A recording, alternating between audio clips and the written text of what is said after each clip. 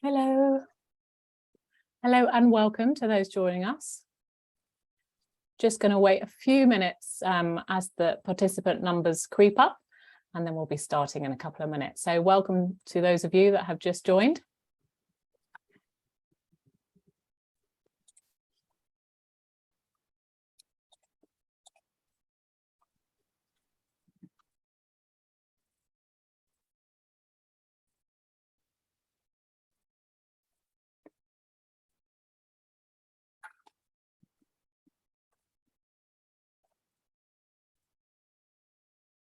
So welcome, I hope you all can hear me.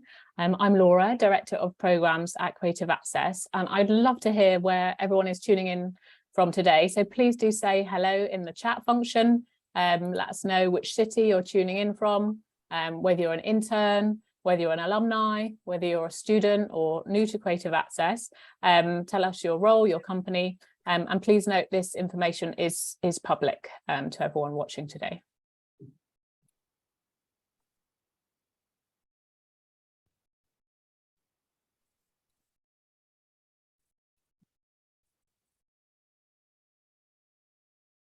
Hi, Monica. Welcome.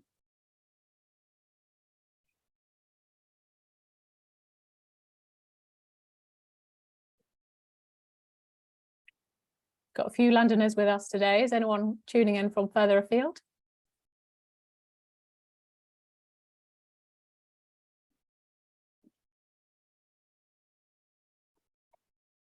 Okay, and if you've just joined us, please do introduce yourself in the chat.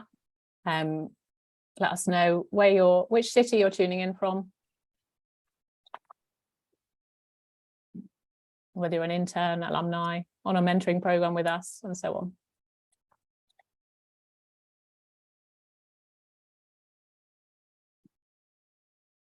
Okay. And in a minute or so, we'll make a start.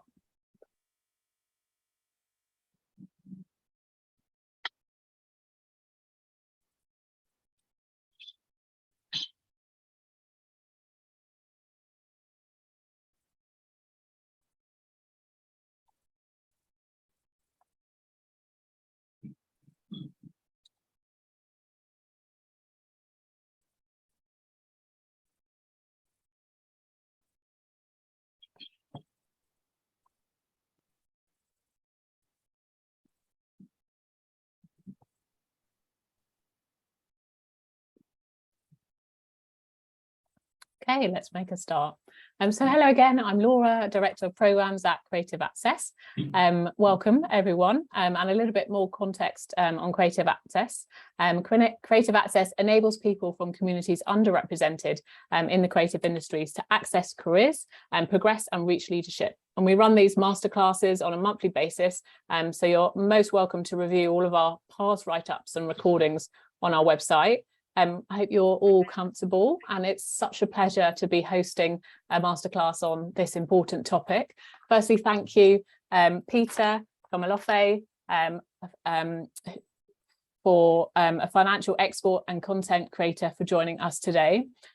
Peter is qualified as a financial advisor and mortgage advisor and has held key roles at numerous financial institutions. His passion for the financial markets and his mission to demystify the unnecessarily complicated world of investing has led him to create his platform, which he'll tell you more about today, with over 1 million viewers and listeners globally, along with Emma Munbodh, who is Deputy Editor, The Times Money Mentor, and Emma is a Creative Access alum and was also a researcher on the ITV's Martin Lewis Money Show, and has worked at The Independent, London Evening Standard and Closer magazine. So to start with, each of them will share their respective kind of career pathways in more detail, and Emma will chair a conversation with Peter, incorporating some of the questions that you've submitted in advance. Thank you. And there'll also be time at the end for our live audience here today to ask questions to both of the speakers. So I'm going to hand over to Peter to introduce himself. Thank you. Hi, everyone. Thank you so much for joining. So my name is Peter Komolafe, as already mentioned. Let me just turn that down a little bit. So I founded Conversation of Money in 2020. The goal of the platform really is to share a lot of the knowledge that I've gained over 15 years in financial services, qualifying as a financial advisor and mortgage advisor.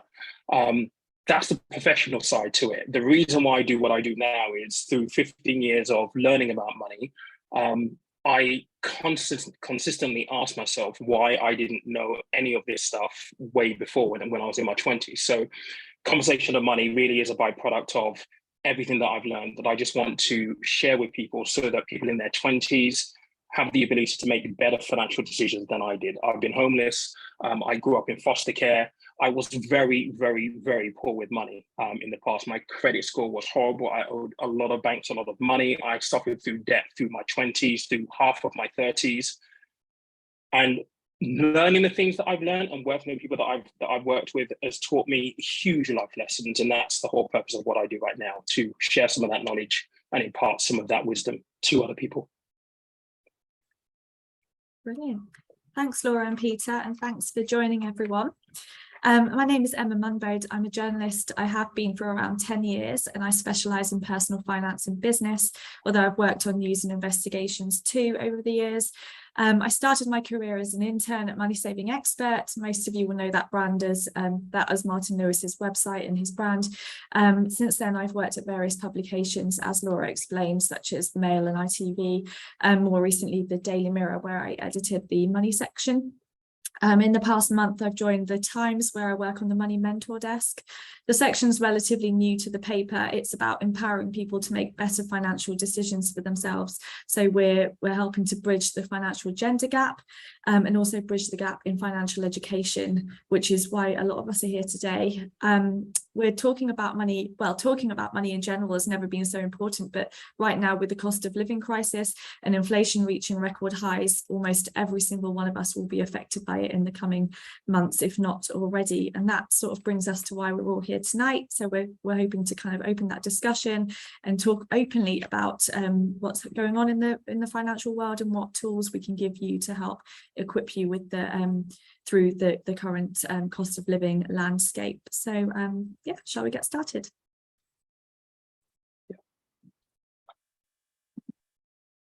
Okay. So, Peter, I'm just going to pop some questions to you. Yeah, sure. So inflation and the cost of living crisis is piling more pressure on our finances and our goals, such as home ownership, which were already difficult up until this point. What's the biggest piece of financial advice that you would give to young people right now? I think the most important thing, generally to speak, when you think about money and the circumstances of where we are right now, because it's very, very easy to get overwhelmed with the news that you're hearing. There's a lot of bad news, and the fact that a lot of people are aspiring to buy properties or at least start investing is to try and find some balance in some way, shape or form. And through all of these questions, I'm probably going to try and build a little bit of a theme around a theory that has worked for me personally.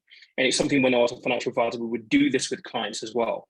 And this is all about trying to essentially plan out what your goals and your kind of priorities are over a period of time. And it doesn't matter whether that's 1 year, 2 years, 3 years, 4 years, 5 years, but you kind of want to know what you're aiming for and trying to find balance within that. So we're probably going to talk a lot about, a bit about budgeting and how you actually save towards saving for a deposit, for example, within the confines of people's earnings, reality in terms of money coming in. And within that, I'm going to try and signpost and try and hopefully build this ethos with people around balance is absolutely key. So one of the fundamental things I think is really important for everyone to kind of know is everybody wants to live a life where you can afford to do the things you want. You might want to go out, socialize and do all that kind of stuff. That's fine, but do it in the context of balance, knowing exactly what your goals and your priorities are. So if it is purchasing a house, how do you actually plan for that within the balance of your finances? And when we get into the numbers, it will look very, very different for individual people, depending on your circumstances and your wages and so on and so forth. But balance is that underlying idea and fundamental principle that I want to try and get across, I guess, through a lot of this today. Brilliant. And on that note, I know we talked about home ownership and sort of getting on the property ladder just now. One listener, Binduka, has asked if saving money for a deposit is possible for someone with a low paid job and no parental support. And if it is possible, how can she go about getting started with that?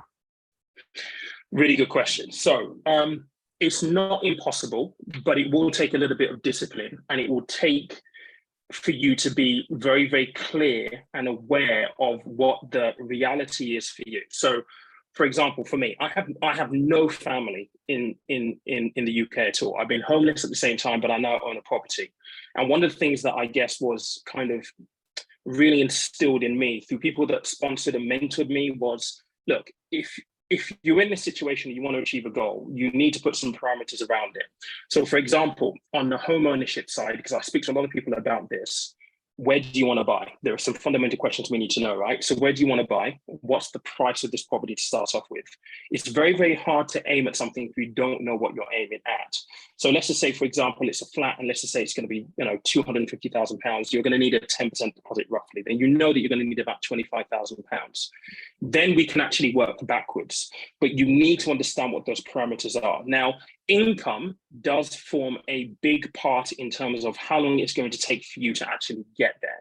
So if you're on low income, it may take a little bit longer, but the important thing is to instill simple things about, right, so if it's going to be £25,000 that I need for a deposit, how do you break that down into small little bite-sized chunks so you can accumulate that amount over a period of time? And that's where the habits and the balance basically come in. So being able to essentially plan your finances accordingly to how much you earn, the things that you want to do, the thing that you're working towards, and how much you can afford to put aside for it on a consistent basis. The reality is that if you're on a low income, if you're able to earn more and bring more in, that will help you, but it's not 100% impossible if you are on a low income. I think it will take discipline and knowing what you're aiming for. That's the first hurdle that you need to try and overcome. And would you recommend sort of tools like opening a lifetime ISA to help you save for that property later in life, or to help you on your savings goal? Yeah, 100%. So accessing the kind of tools that you can use. So things like the lifetime ISA, for example, with a lifetime ISA, you can save £4,000 into that every single tax year. So the tax year runs April the 6th to April the 5th each year. So £4,000 can go into that. And the beauty about a lifetime ISA is that you'll get £1,000 free from the government. So when you start thinking about what this bigger goal is, in this context, it's £25,000, right? You could then surmise and say, okay, well, what I need is 5 years where I'm able to pay in £4,000 with £1,000 coming from the government. Now, all of a sudden, that £25,000 doesn't seem like such an insurmountable target. Tools like that will definitely help you, but underlying it, there still needs to be some financial discipline involved around your budgeting, your money control, actually working towards a goal systematically and understanding what your parameters are within that. Discipline is going to be extremely important here. Mm-hmm. And we've had a few more people write in asking about sort of getting on the property ladder in the next sort of few years, and a lot of them want to buy in London, which is obviously one of the most expensive places to buy in the country. Now, would you recommend things like Help to Buy and shared ownership? Well, Help to Buy is coming to an end in October. What's the replacement for that? I mean, the lifetime ISA will step in to help you massively to that. I mean, the lifetime ISA isn't perfect. You've got to be mindful of the penalties at the back end if you don't use it for a house purchase, but it is a viable vehicle. Shared ownership potentially could be something else that you can have a look at. The important thing is to make sure that you understand what the pros and the cons are. Staircasing, how easy is it going to be for you to buy additional equity in the property so you actually end up owning it over a period of time? You do have those facilities there. There's a lot of stuff going on around in the mortgage space right now, where I did a video on this a few weeks ago, potentially a zero deposit mortgage, where you won't need a deposit. How that's built out and how that's constructed at this point in time is still a little bit gray.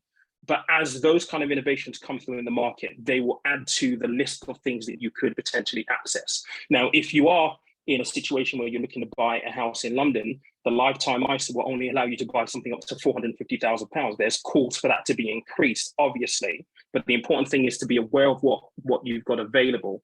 And then just trying to filter out which ones would likely work best for you given your circumstances. Mhm. And I know you mentioned the 0% mortgage just then. Is that the same as the guarantor mortgages, and where your parents are essentially backing up your purchase? So from what we know about it at the moment, it's with a company called Opportunity, and what they're proposing, from what I found out right now, is, and there's a little bit of conflicting information. Some are saying it's going to be a shared ownership type thing. Others are saying, well, actually, and the bit that I covered was, well, if you needed a 10% deposit, they will basically give you a 10% deposit, but it will be as a separate loan alongside your mortgage. So we're a little bit unclear about the detail right now, but as far as I'm aware, it doesn't include any guarantor requirements from parents or next of kin or family members or anything like that. Okay, brilliant. And what advice would you give to renters right now and those trying to keep up with their bills? I know there's advice around making sure you're aware of the Tenant Fees Act, and making sure you've got a contract in place, even if you're living with friends and family, not necessarily your parents, but if you know a friend of a friend that you might be renting from, it's always worth making sure you've got a contract in place, just to make sure you're not, going to be evicted without any notice or any other nightmares like that. Marco has written in to say he's 25 and living at home. How much should he have saved up before he begins to look for a first home in London? Now, I know average deposits in London are around £61,000 according to latest figures. So what advice would you give to Marco? I think the first thing is trying to understand kind of what I've already alluded to. What is the amount that you're going to need for a deposit? So what I would say to Marco is, right, do you kind of know where you would want to buy in London? What neighborhood roughly? What's the typical prices for the properties that you might go for? So is it a studio? Is it one bed? What do those prices actually look like? Once you understand what that is, it's going to give you something in the sand to actually aim for. Then you can work back and say, okay, right, so 5%, 10%, working out whatever that is versus the property price. Now, clearly, you're not going to be able to factor in the fact that with London, property prices tend to go up quite significantly. You're not going to be able to do anything about that, but it will give you a stable a point to start from, essentially. So again, if it's £25,000 that you're going to require, you can at least then to start chipping away at that. When I speak to a lot of people who ask me questions on Instagram and on YouTube, oftentimes the concern that they have is that the number's too big without really knowing what the actual number is. And I always ask them to go away and do the homework. Where do you want to live? What are the prices actually like realistically? And then take that as, right, that's what I need to aim for. But like with all big goals, and look, this is not going to be, it's going to be difficult. It's not easy. It really, really is difficult, as most things are when you try and aspire to acquire something like a property, because it's going to be an asset. It's going to serve you for the rest of your life. The key thing is not to look at the amount as a big insurmountable amount. You don't eat an elephant in one go. You've got to break it down into smaller chunks, but you have to know what the number is first. So I wouldn't say that there's an amount that you should save to start off with. Even if you have £1,000, I would say that that's actually good enough. Even if you have £500, I think that's good enough to start with, but in context to what exactly? So that's the big question to answer. Mm-hmm. Brilliant. And what sort of going back to renters as well, and sort of addressing the fact that they're also worried about rent prices going up. I think in London, average rent is currently £815 a month. What advice would you give to renters that are, torn between sort of not getting a pay rise and saving to get on the property ladder, but at the same time having to keep up with their rent and having to keep up with rising energy bills and rising food prices and everything else on top? What would you say to them if they're struggling right now? Particularly in the context of where we are right now, I would say having conversations and being open in terms of your communication is going to be extremely important.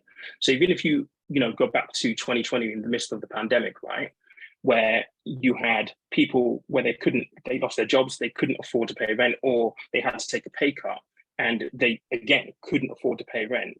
My advice to people then was, speak to your landlord, actually have a conversation and say, look, this is the situation. I need a little bit of help.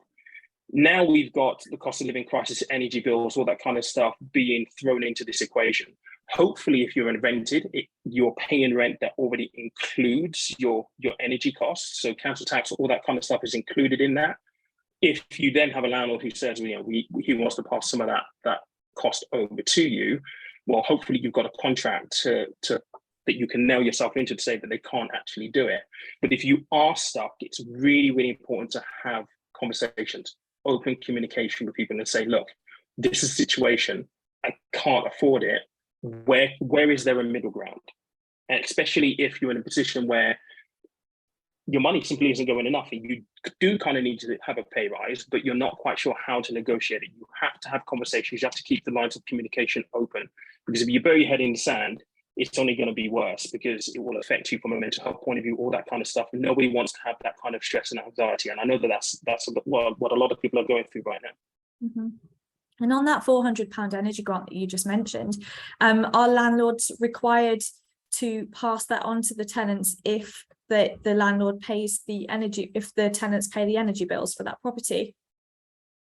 Well, technically speaking, every household in the UK gets that £400 and it's credited to their electric account. So technically speaking, your landlord is going to get that. So he shouldn't be passing any energy cost increases to you, really, because your landlord is already going to get that £400 already.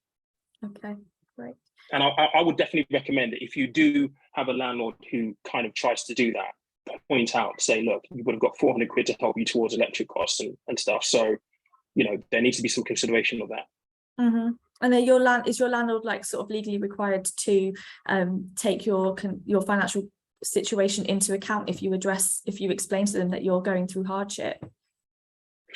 Well, I don't know if they're legally required to, but I think at the end of the day, a landlord doesn't necessarily want to, I guess, be in a position where he can't have his mortgage or his mortgage payment for the rent being covered.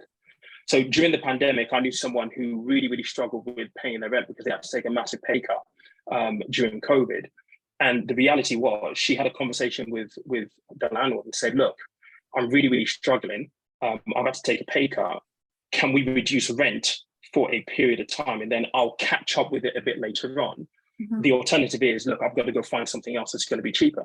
The landlord doesn't want to be in that kind of situation where he then has to, exit one tenant, get a new one in, not really knowing who he's going to get in. So the conversation, just be open to having that conversation, although it might be difficult and you may feel as though there's a little bit of taboo and shame around it. There shouldn't be, because it's an open conversation. Mm-hmm. At the same time, your landlord is going to have some financial commitments and you're there to cover some of that. So it's a compromise at the end of the day.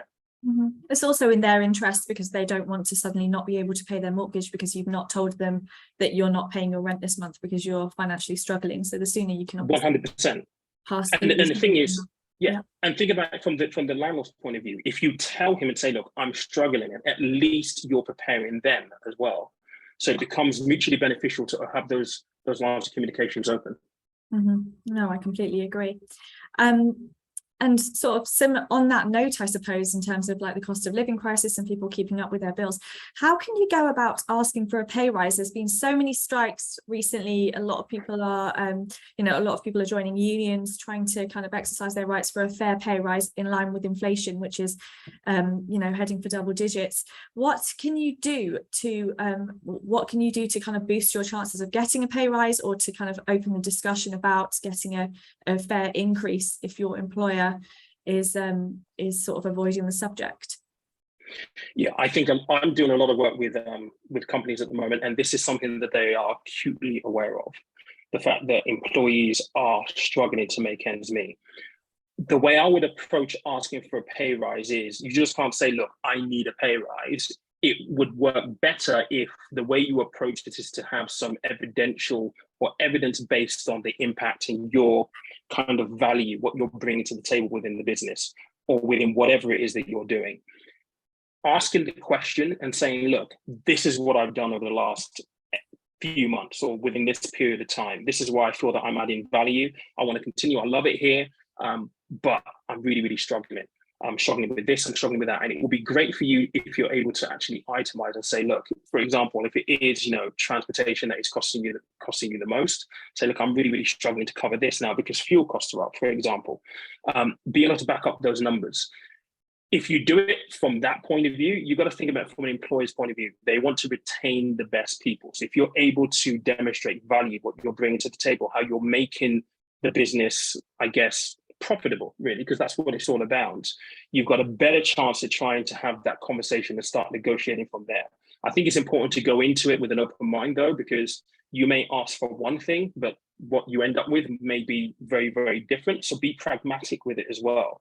And if you do have examples of saying, look, it's costing me more to get to work now because of X, Y, Z, well, is there something that you can do specifically around that one thing? Or do they have access to any benefits via their employee benefits or something like that, or schemes that you might be able to access? So it's having an open conversation, but always lead with what value you're providing to the business. That's the most important thing, and making sure that you hit the right tone as well.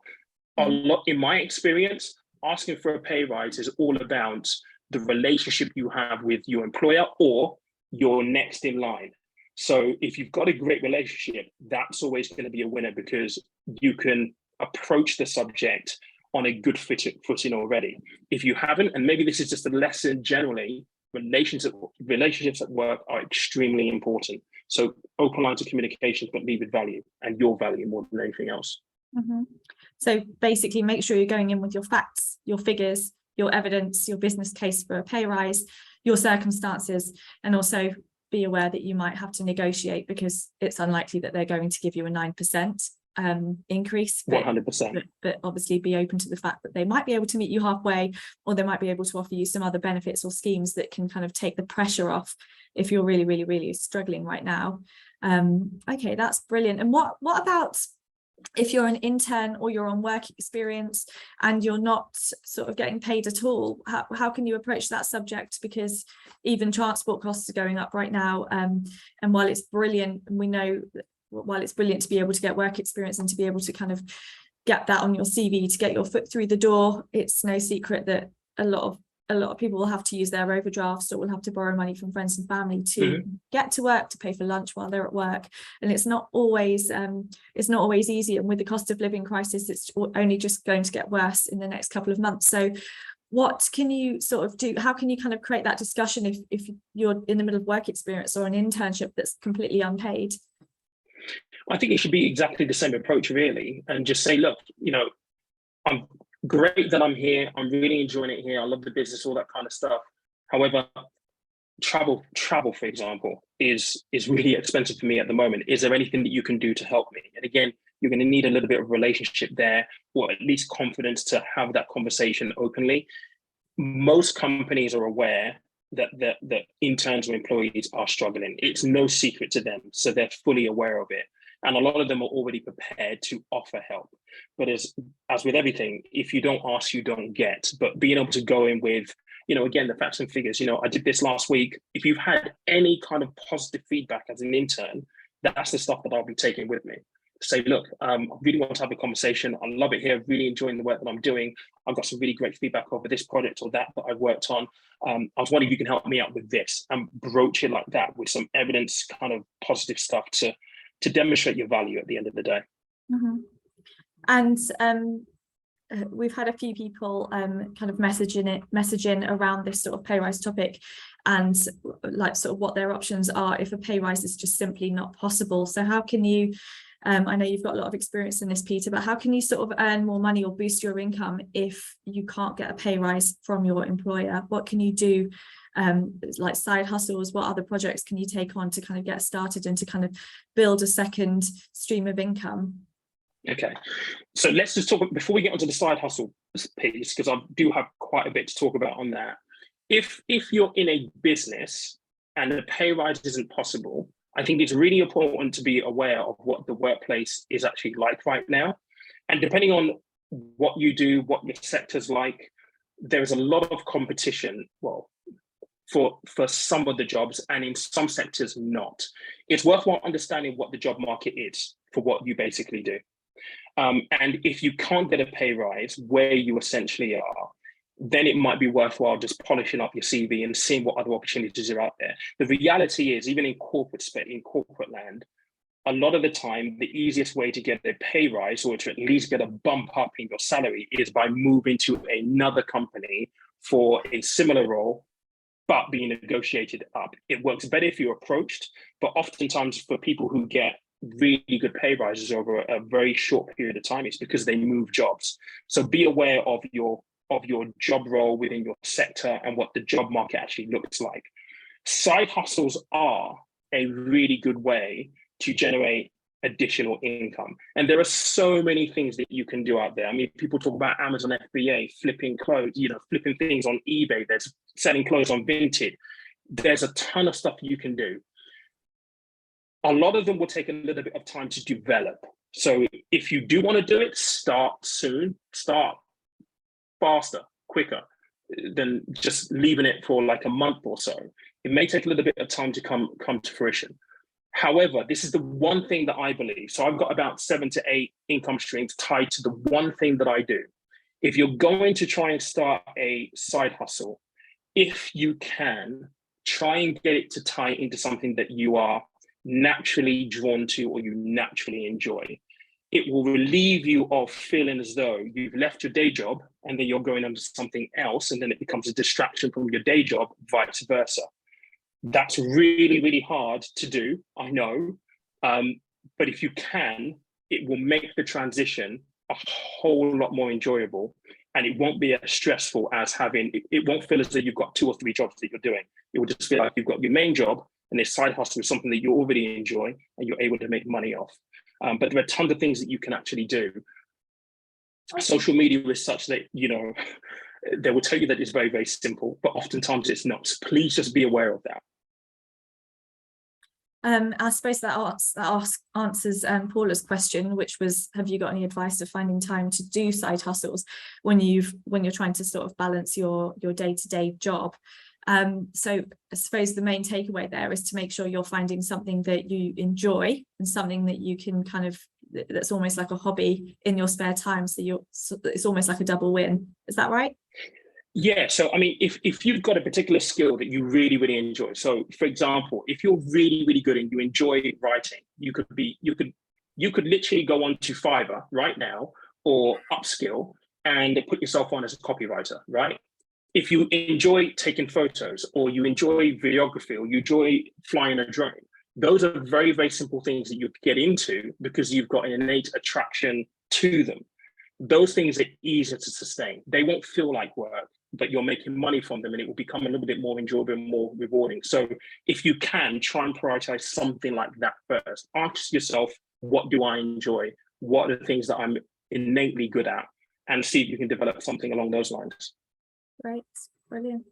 And once you've started to kind of build up some income, or you're in a position where you're ready to sort of where you're feeling financially stable and you want to kind of get started in saving for an emergency pot, or saving for a goal such as buying a house or going on holiday, how can you sort of get started with that? What advice would you give to anyone trying to start saving in the middle of this current climate?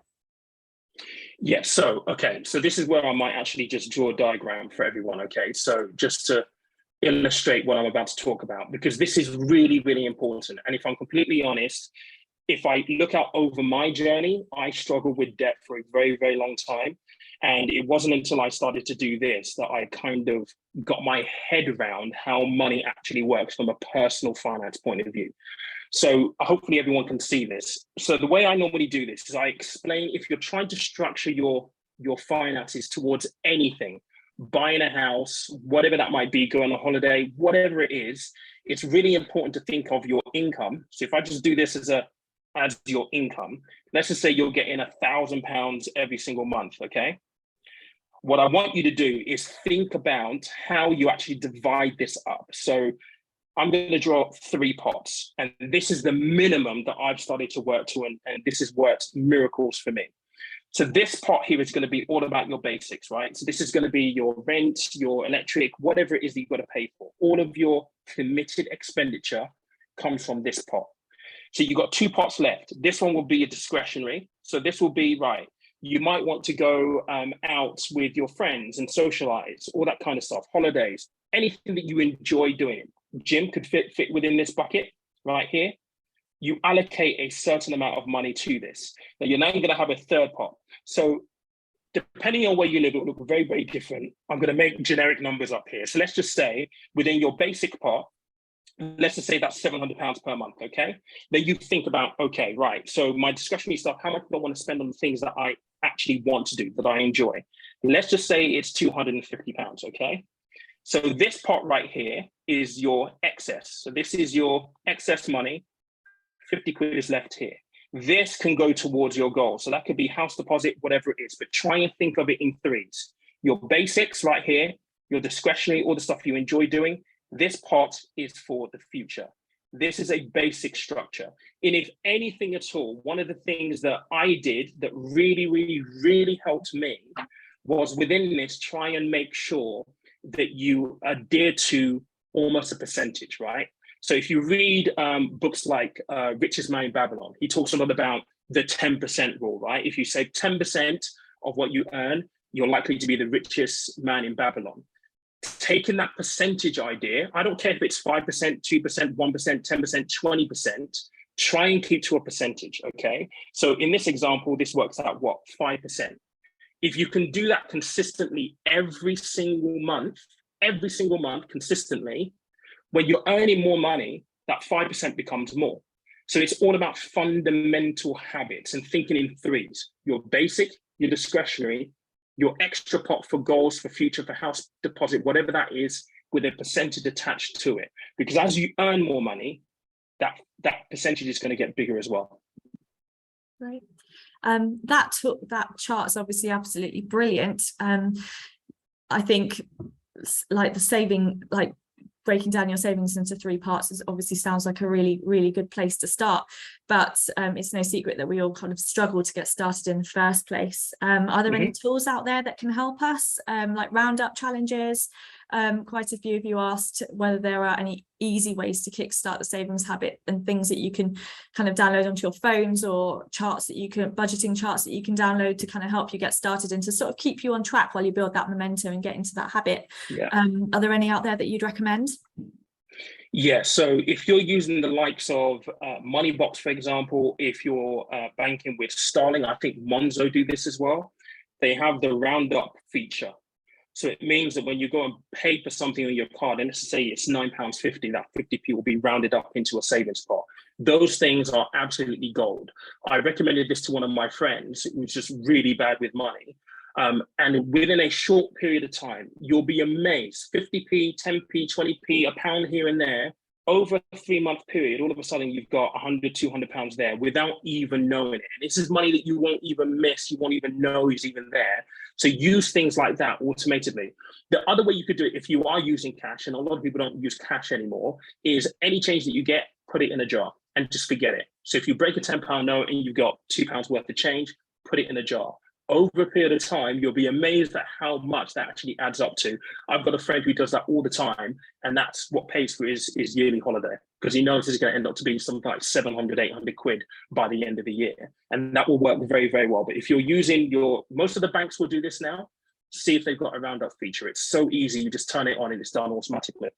Amazing. Also, I think if you've got that savings jar, it might be worth kind of keeping it out of sight, just so you're not tempted to pick it up on your way out if you're going to the supermarket or out with your friends.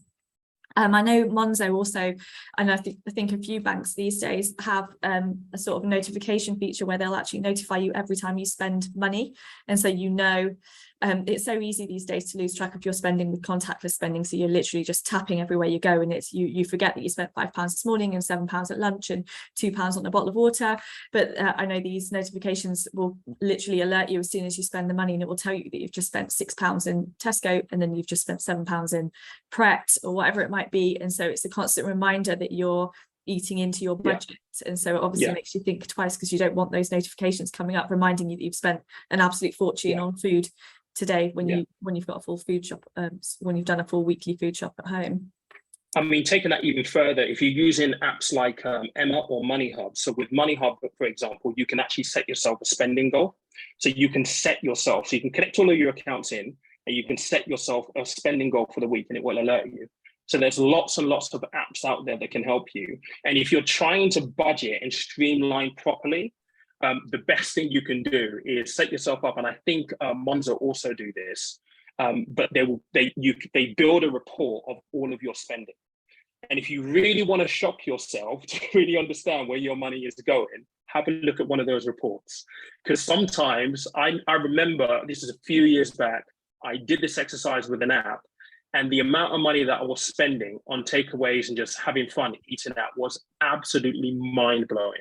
And it isn't until you look at it that you realize, okay, I need to rein this in. So there are lots and lots of apps out there that you can use. Money Hub is one that I use. It's great because you can attach all your things in there, set your spending goal, and it sends you reminders all the time. Mm-hmm. Brilliant. That sounds like a bit daunting. It sounds like a Spotify year in review gone wrong, doesn't it?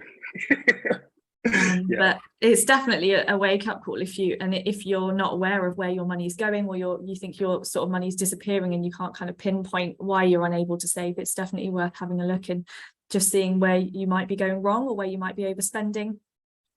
I would definitely encourage people to do it, because I think I shot for Channel 4 this year for Super Spenders, and I went through the bank statements for the couples that were on the show, and almost every single one of them, when I started breaking down the percentage of what they spent on what, were like, what? And it's like, yeah, there's a lot of money going towards this. And when you start to rein it back, you start to, I guess, gain a little bit more control over your finances. So it's worthwhile doing it. It will be scary, but it's worthwhile doing. Mm-hmm. Brilliant. And so we've talked about saving, and we've talked about rent and sort of getting on the property ladder. But obviously the big issue right now is that how volatile the economy is, and obviously the warnings that we're likely to slip into a recession in the next 6 to 9 months. How would that affect workers, and sort of what can you do to create a safety net to protect yourself should that actually happen? Like, what steps can you take now to kind of make sure you're safe if the worst actually happens and we do end up in a situation where the economy is defaulting? So the recession is probably the biggest fear for most people now. With the recession, what you typically see is you see redundancies, job losses. Up until now, the numbers on job losses are pretty healthy still. So we haven't seen a lot of it. The one thing that I would say to people, and this may sound a little premature because we talked a lot about budgeting here, but the best thing you could do is to try and make sure that you've got some kind of emergency pot available to help you if something like that does happen. Now, when you say emergency fund or emergency pot or rainy day money, most people will be like, oh, that's common sense, Pete. But the biggest questions are, well, how much and how? So generally speaking, and this is where the daunting bit comes in, but I'll be honest with you guys, it's all about whatever you think is suitable for you. For an emergency pot, you probably need 3 months, 6 months of your bills, pretty much. So whatever your rent is and all the things that you've got to pay, you need 3 to 6 months worth in a bank account. So you can access that at any given time. For a lot of people, they'll do that. They'll do the calculation, be like, well, my committed expenditure is £700 a month. So actually that's £2,100. And when you're starting from zero, that can be quite daunting. What I would say is try to decide on what will make you feel comfortable if you were to be made redundant and there wasn't a redundancy payout, right? And if that is £100, £500, try and work towards that as quickly as possible. But really, you need to have that kind of financial cushioning. So when we talked about the 3 pots when it comes to budgeting, that third pot, it could be that £50 a month goes in towards an emergency fund to give you a little bit of, I guess, comfort. The reality is we don't know what's going to happen with the economy. We are likely going to go into a recession. There may be job losses as a result of that. Yes. So the sooner you're picking this up and really kind of paying attention to it and planning towards it, the better. Okay.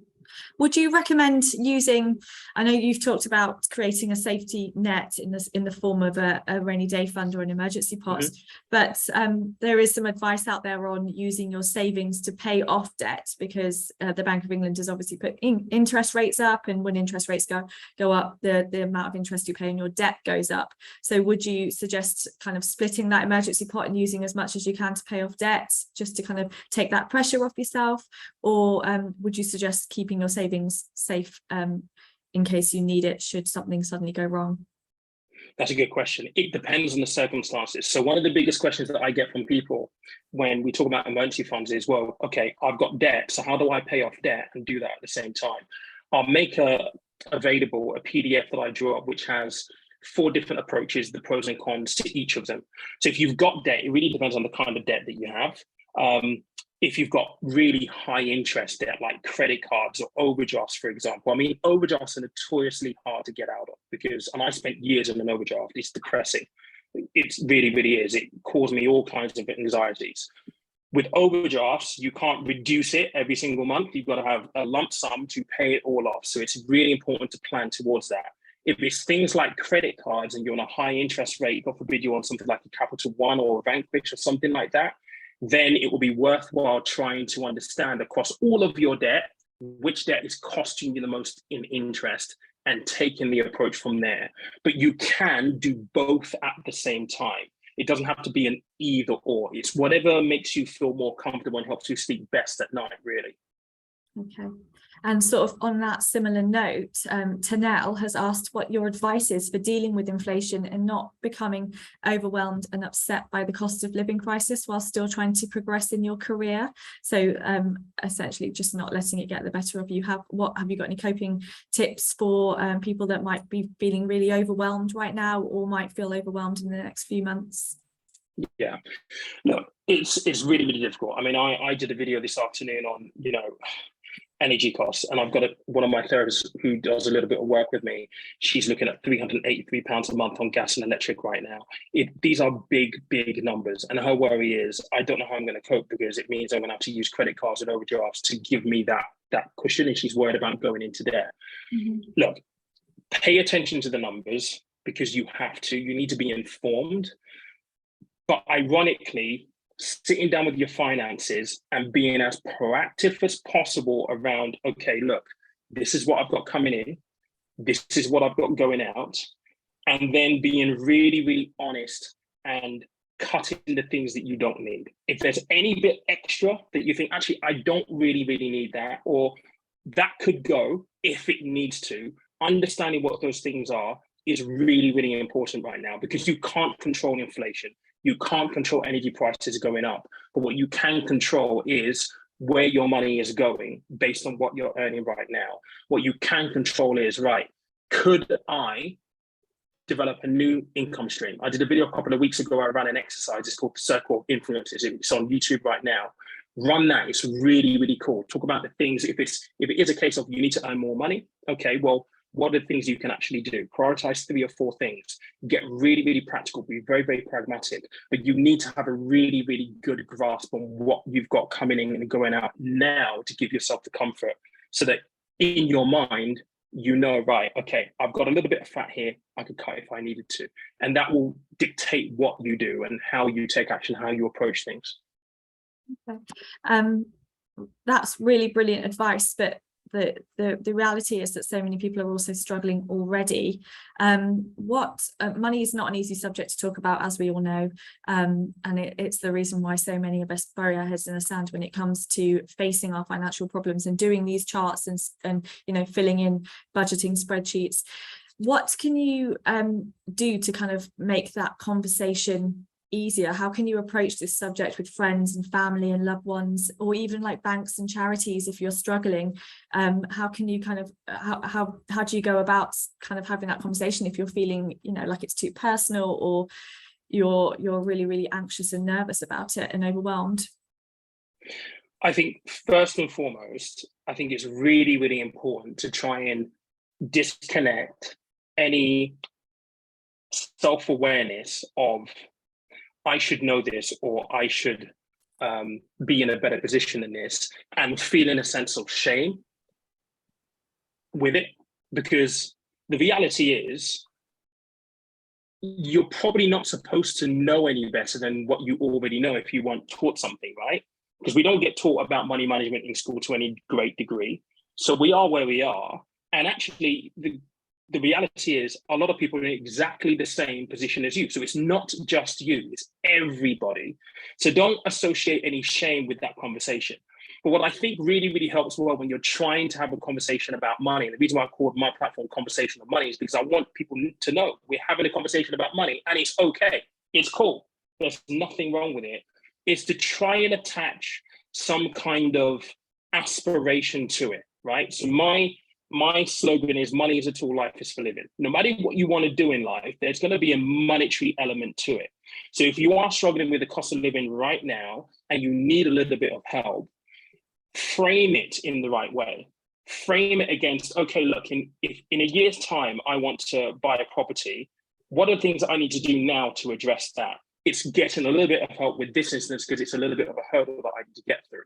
Try and tie a kind of an aspiration to it. And that is the same thing if you're, trying to speak with friends and family. Think about, what's the aspiration for the next few years? What is the monetary tie to that? And how do you get over that? But don't associate any shame whatsoever to it, because there isn't any. There should never be any shame when it comes to the fact that you need to ask for help for money. And with charities are fully aware of that as well.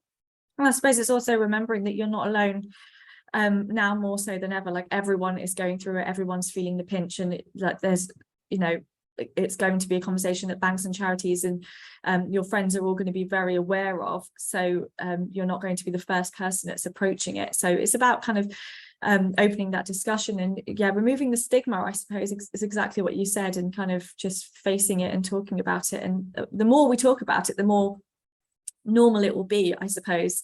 And that's something I think we all need to do when it comes to money, talk about it more, whether we're... And I think with sharing as well, if you talk to a friend, they'll probably have a great idea that you didn't think of, and vice versa. And then all of a sudden it's like, actually, that's a really good idea. We can do that together. And one of the biggest things, like, if you any goals in life, right? Work goals, fitness goals, let's use the gym as an example. If you've got a gym buddy, you're accountable to each other, right?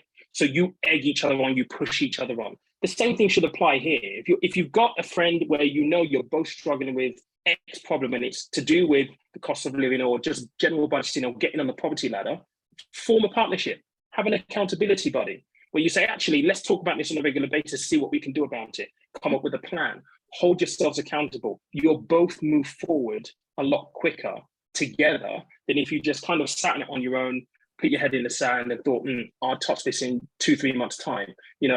Those conversations and having a conversation to start off with can open up so much, and it's really important too. Mm-hmm. I definitely agree. Okay, so moving away from the cost of living crisis, we're going to tackle some of your questions around investing and pensions. The first question is from Floriana, who's asked, can you share some advice on how to get into small scale investing? And what advice would you give to people looking to get into investing for the first time? Okay, so if you're looking to get into investing for the first time, this is why I get really excited. So look, investing is no longer this thing where you have to have £5,000 back in my day and you have to go see a financial advisor. No, the reality is that you can actually invest now with £1. If you can afford £1 a month, there is an app or a provider out there that will help you do that. My biggest piece of advice to people starting out will be this. Try and select a provider that will work for you. And what I mean by that is there are different kinds of providers. So you've got the likes of Vanguard, for example. Vanguard, very, very low cost, but you kind of need to have a little bit of know-how. You need to know what you're picking, all that kind of stuff. Whereas if you go with a company like Wealthify, for example, they'll do all of it for you. You set up the account, you open the account with £1, and you send them £1 every single month. Very, very simple. So try and find an app or a provider that best suits you. Investing should be a long-term game. So please, if you're going to need the money in 1, 2, 3 years' time, probably not the best time to start right now. You need to be thinking 5 years plus at a minimum. There is risk with the market, so you need to understand that as well. But in terms of starting small scale, There are lots of providers like Wealthify out there where you can just start with £1. Moneybox is another one of them. You can start with £1 and it gives you instant access into the market. Brilliant. And on the sort of investing note, I suppose, Priyanka's asked, what's your advice on contributing to workplace pension schemes? Since money depreciates over time, is it better to opt out of a pension scheme and invest the money elsewhere instead? No, I mean, look, so a pension is an investment. So this is people often think pension is not an investment. It is an investment. So your pension money in your workplace scheme will be invested in the stock market for X amount of years and will be worth a certain value in the future that will fund your retirement. So when you think about a pension and an investment, it's exactly the same thing. The way I explain this is, if you have a box of Quality Streets, right, you might have, a chocolate in a red wrapper or a blue wrapper. Your red wrapper is essentially your pension. The blue might be an ISA, for example, or a lifetime ISA. It is still an investment. I always say this to younger people. There's a lot of stuff on social media right now telling you that you should aspire to be a millionaire. The reality is, if you start your pension young enough and you pay into it regularly, your pension over the long term will probably get you there, depending on what happens with the markets. But a pension is a beautiful thing to have as a plan B. Again, if you can just cultivate the habit, pay into a workplace scheme, no matter where you are, and just leave the money. Over 20, 30 years, it is going to give you options later on in life. So please don't opt out and try and seek an alternative form of investment. Please pay into a workplace pension scheme. And you're also getting free money from your employer and free money from the government, to say the least. And nobody says no to free money. And so for those of you that aren't sure, just in case, so if you're over the age of 22 and you earn more than around £10,000 a year, your employer has to enrol you into a workplace pension. That's what's known as auto-enrolment. It's the minimum amount you have to pay in right now is 8%. So that's 5% from you and then 3% from your employer, although some employers will actually pay more than that. And it's automatic. You can opt out, although it's not advised, and your employer has to legally re-enroll you after 3 years. So yeah, that's definitely it's definitely a good investment, because as Peter's explained, over time, over the course of your working career, a lot of you will be young and just starting your careers. It could build into a really nice safety net for when you give up work and when you reach the age of 55 plus. Okay, and now to talk about university. Adam asked, I'm currently at university, but I want to ask what the best way to pay off my debt is. Should I be thinking about paying off my debt as quickly as possible? Or should I just wait for it to be written off after 30 years? Really good question. When I approach this, I always say it really depends on how you feel about it. I think a lot of people who have student debt are worried that it's going to impede them from really important things like buying a house. The good news is your student debt does not and will not impact you getting on the property ladder. It's not a debt that goes into the affordability calculator. So if you're worried about it from a point of, okay, I want to buy a house, I want to start investing, but I'm thinking I need to pay this off, I wouldn't prioritize it over saving for a deposit or beginning to invest into the market. Yes, the interest rate on student loans has gone up, obviously, but the reality is it will get written off after a period of time anyway. But the important thing is it's not going to impede you from getting on the property ladder in any way, shape or form, and it's not going to impact your credit score. So bear that in mind. But the decision really is down to how you feel about it.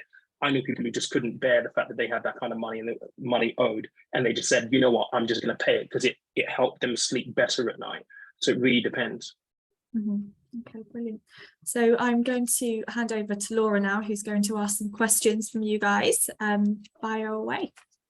Amazing. Thank you so much, both. I am absolutely in awe of the amount of ground you've managed to cover in just kind of 40 minutes or so. Help to Buy, savings, rent bills, pay rises. kind of navigating debt. And I really like your slogan, Peter, money is a tool, life is for living. I hope I've got that right. But yeah, it's a nice inspirational thought. And yeah, totally agree on kind of solidarity, talking to peers, talking to people a few years ahead of you in the sector to find out how they kind of got financially afloat, if working on art salaries early on, and have managed to progress in the industry. We've got lots of questions from our live audience, and thanks everyone for asking. If you have a look at the Q&A section, that some people have upvoted already, and please do continue to upvote our question.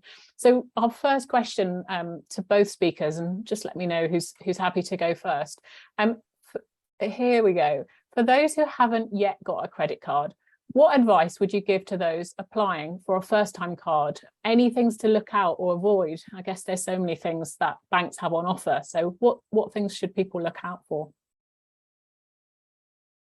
Do you want to go first, Emma? I think this one's probably more one for you, but we can have a chat about it. Right. So credit cards.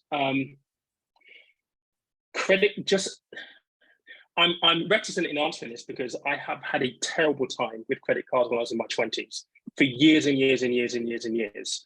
And if I could go back and say, Pete, you need to make sure that you look out for one or two things, it will be this.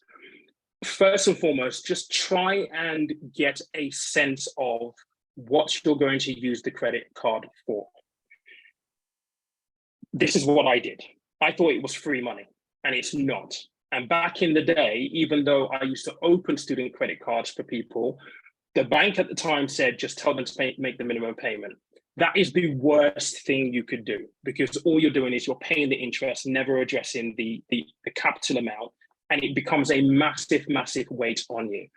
So please try and make sure that you're aware of what you're going to use it for, and only really use it in the case of emergencies if you can.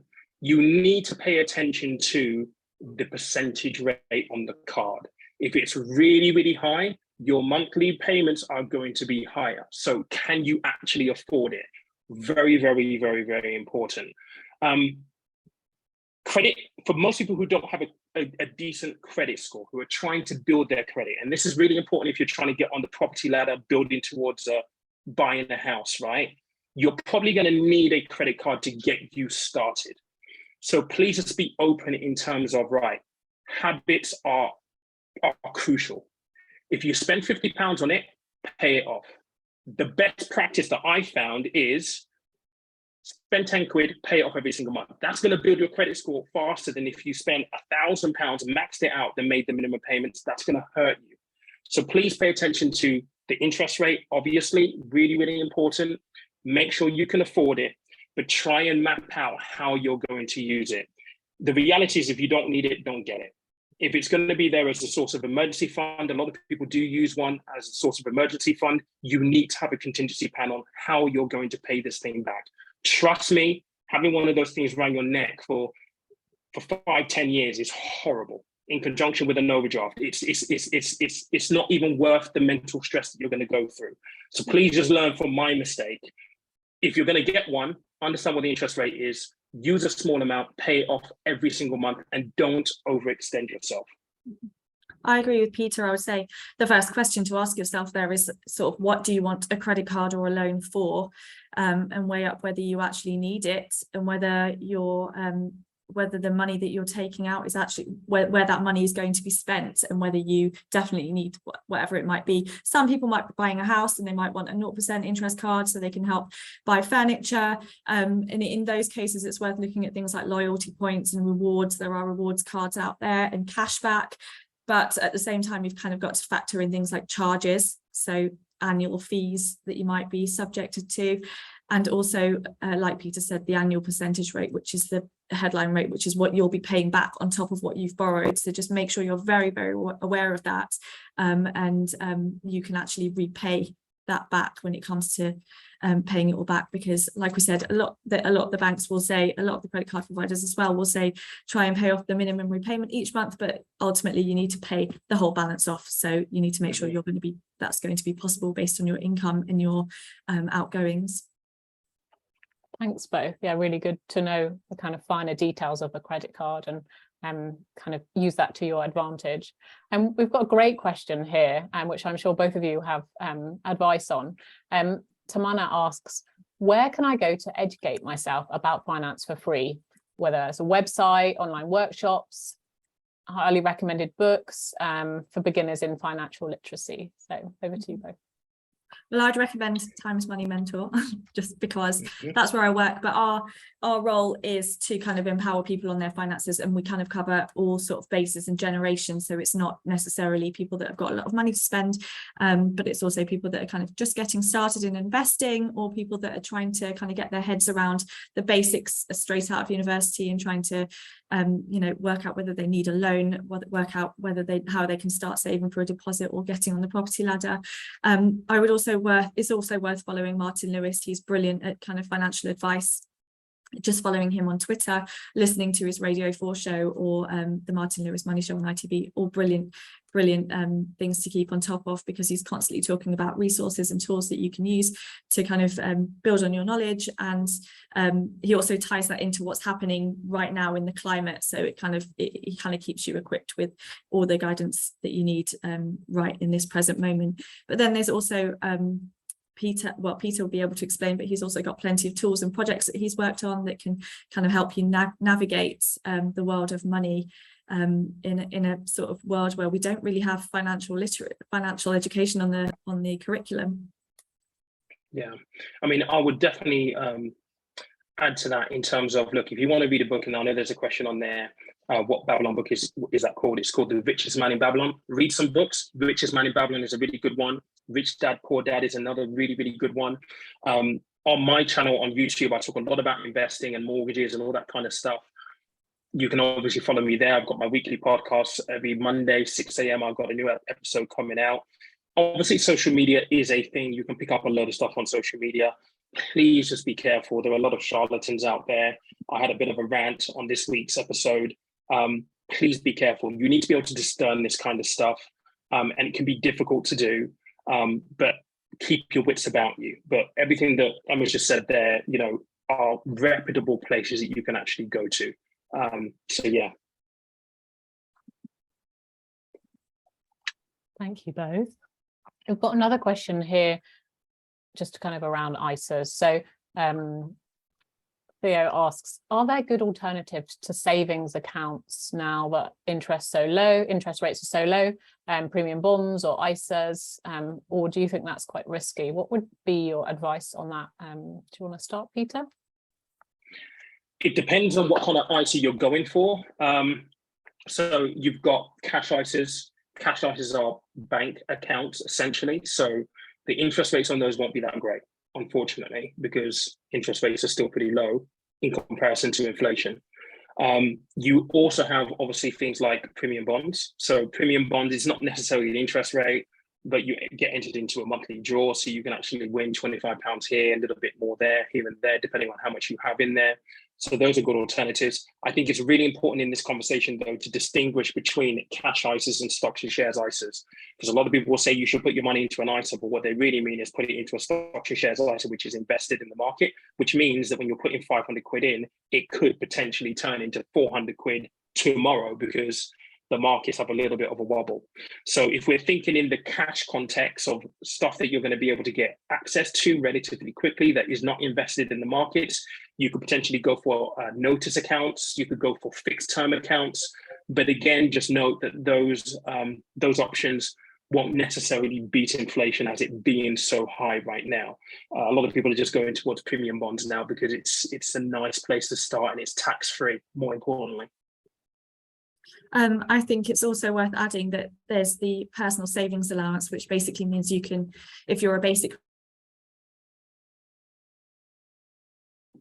an interest a year without having to pay any tax on it, regardless of whether your money is invested in an ISA or not. So when you're choosing a saving, you don't necessarily need to go for an ISA just because it's tax-free. Most savers will not have to pay any any interest on their savings that they earn. So I would go for the best. You could compare all of your savings products, so bonds, regular savers, ISAs, and kind of find out which one's best for you. But don't worry too much about paying any interest on those, because the average person won't. Thanks both. We've got a really nice question here, which is particularly relevant to the creative industries, around tips and tricks on freelancing. So any kind of platforms or tools that you could recommend for keeping track of incoming invoices, especially when freelancers sometimes, might be waiting on different kind of dates for getting paid, and how to keep on top of that, but not waste loads of time doing that because they want to focus on their freelancing work. Yeah, I mean, I QuickBooks is a really great one, because you can invoice from that, and once it's paid, it actually pings and tracks it as well, and you kind of see a list of your invoices, so you can easily track them. So QuickBooks is probably a good one that you can actually use. That's one that I actually recently signed up to myself, just to kind of keep track of all the stuff that I've got going on at the moment.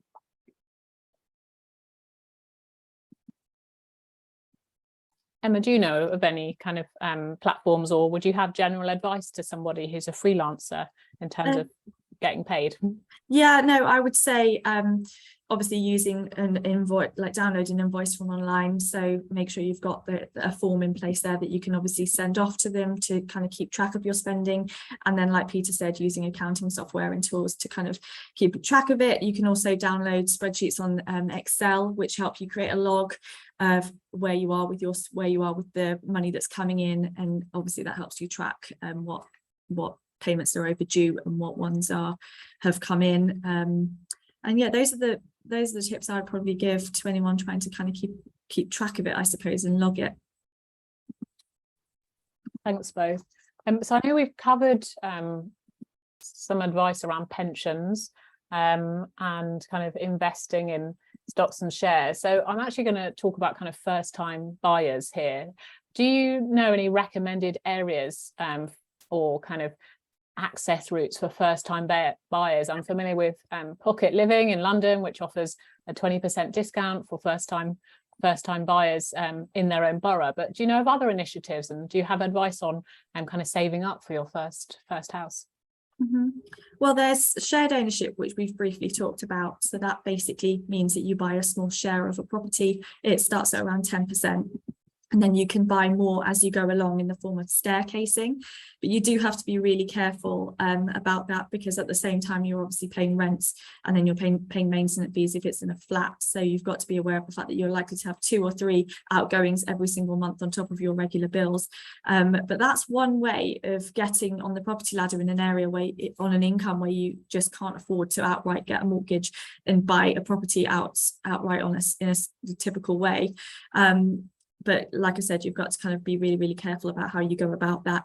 Help to Buy is another one, but that's available on just new builds. And the government can give you 20% or 40% in London to put towards your first home.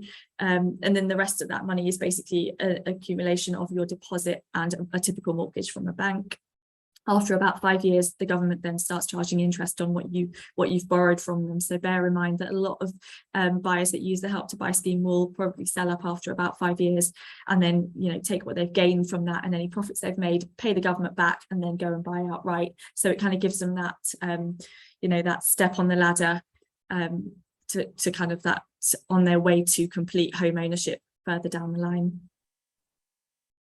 Yeah, I would agree with everything that Emma just said there, because those are the main ones that are available. In terms of just saving for a deposit and getting started, it's kind of what I kind of illustrated before. It's trying to organize your finances to accommodate the provision and the goal that you need to start paying into a pot for your deposit. But using things like lifetime ISAs can also help towards increasing that amount and getting you there a little bit quicker too. Oh, I think we're going to have to finish with 1 or 2 final questions now, but we've managed to get through a lot of the live Q&A, and as I said, we've covered so much ground already. Emma, I had a question that's specifically for you, and kind of as one of our alumni. Kind of how did you what's been your journey into financial journalism? Where did that aspiration come from, and how did you get to where you are today? So after graduating, I basically just, like a lot of us, I just put my CV out there and tried to find work experience. I did it obviously I would say about 6 months worth of free work while working a part-time job, just trying to kind of build up experience, and especially on like nationals and known publications on my CV. And then after about 8 months, I got an internship at Martin Lewis's Money Saving Expert. So I worked there. Luckily, it was a paid internship, so I was able to do that for 3 months, and then they extended it to a year. It obviously gave me that. It gave me a really good insight into financial journalism, and I really, really enjoyed it. After that, I did take a bit of a break. So I worked on a few lifestyle magazines. I did a bit of freelance on features and property magazines, but I just genuinely really enjoyed writing about finance and learning about finance, and kind of getting it was a learning curve for me, but it was really rewarding being able to kind of help people and equip them and give them the knowledge and the tools and the guidance to be able to make these decisions themselves, because it's such a complicated area. And I absolutely love it. I think it's never been so important. We've got this cost of living crisis, which is growing, and it's likely to get worse, and people really need the support and the guidance, and it's about opening that conversation and getting people talking about finance and removing that stigma. And I'm really, really pleased to be able to be a part of that, and hopefully kind of empower people and kind of help them make the best decisions for their needs without at a time when things are really, really volatile, and it's quite scary, to be honest. And so, yeah, I'm really excited to be part of the conversation. And I'm also, one of my particular interests is in gender pay gap and the pensions gender gap. And so like one of my areas in my column is about kind of educating women on their finances and things like investments and stuff, and trying to kind of level out their playing field. And so, yeah, I absolutely love it. I think it's just a really, really interesting area to be in. And right now, there's so much going on with politics as well. The two areas have never been so merged. And so I think it's going to be a really, really hot topic over the next couple of years. So, yeah, I love it, and I would definitely recommend it. Well, thank you, Emma. And I think that's a really good place to finish, actually. And just to close by saying what a fascinating discussion we've had today. Huge thanks to Peter, to Emma, to both of our brilliant speakers today for offering such amazing advice, top tips and advice on various money matters, all big and small. And it's such an important topic. So I hope that our audience today have taken away some helpful advice and guidance. And thanks everyone for your contributions, for asking questions in advance, for kind of listening in on the discussion, and for asking and upvoting our questions as well. And huge thanks also to behind the scenes, our creative access team, who have been live tweeting and socials, covering our socials with all of the discussion that's been shared. So our next masterclass is planned for September, and we're having a break over the summer. But I hope you all have a great summer in the meantime. And thanks so much again to our speakers for such a fascinating discussion. Hugely appreciated. Cheerio, everyone. Thank you.